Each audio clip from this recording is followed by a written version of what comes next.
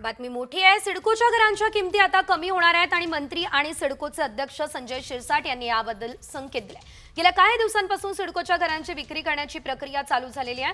मात्र सिडकोची घरे फारच महाग आहे अशी तक्रार सामान्यांकडून केली जाते आहे। त्यावरच आता सिडकोचे अध्यक्ष संजय शिरसाट यांनी मोठी माहिती दिली। मराठी माणूस शहराबाहेर फेकला जाऊ नये यासाठी सिडकोच्या जाचक अटी शिथिल करणार असं ते म्हणाले। एका कुटुंबात याआधी सिडकोचं घर असलं तरी परत एकदा संबंधित कुटुंबाला दुसरं घर घेता यावं यासाठी अटीत बदल करणार असंही शिरसाट यांनी सांगितलेलं आहे।